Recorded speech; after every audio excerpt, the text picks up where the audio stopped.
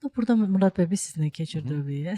Əslində burada reklam və marketinqin çox böyük rolu var. Bəli. Çünki mütəmadi olaraq televiziyalarda, göstəriş olunan yerlərdə həmişə göstərilir ki, qadına gül hədiyyə edirlər, ətir hədiyyə edirlər. Bəli. Yəni nəsə hədiyyə etmək, nəsə vermək, nəsə Yəni ötürmək. marketinq bir növünü göstərir. Ya hədiyyə etməyi göstərir, ya ona xoş söz deməyi göstərir. Amma bu deyil. 5 sevgi dili vardır. Bu sevgi dilinin biri sözdür. Bəzi insanlar var ki, onların sevgi dili xoş sözdür. Niyə?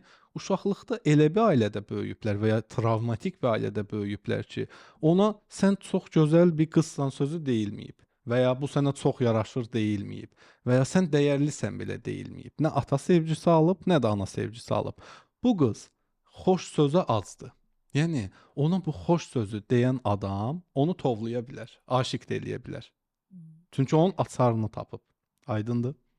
Bəzən belə bir qız gedir elə bir adamla evlənir ki, bu oğlanın bütün cahü-cəlalı, zənginliyi var da, buna maşın hədiyyə eləyir, ev hədiyyə, hər şey alır. Buna deyir ki, sənin gözün doymur. Mən sənə həyatdakı hər şeyi almışam. Nə istəyirsən ta? Axı bunun sevgi dili hədiyyə deyil ki, bax buna görə söz lazımdır. Bunu sözlə ala bilərik. Bunu necə tapırıq? 5 açarın 5-ində sınayaraq. Bəli, test etməlisən. Əlində 5 açar var.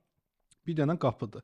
Məcburən 5-ini də sınamalısan ki, bu qapını hansı açar açacaq? Aydındır. İkinci növ sevgi dili keçir təmas.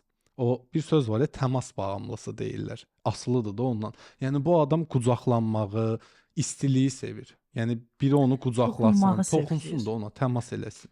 Bax, təması sevən biri vardı. Deyək bu da bir qadındır. Leyla təması sevən deyək bir qızdır.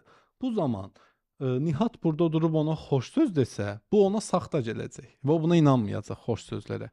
Yəni xoş sözlərə inanmayan və onu vecinə almayan biri kimi görünəcək. Çünki bu onun sevgi dili deyil. Hərəkət. Leyla orada hərəkət istəyir. Bəli, hərəkət istəyir.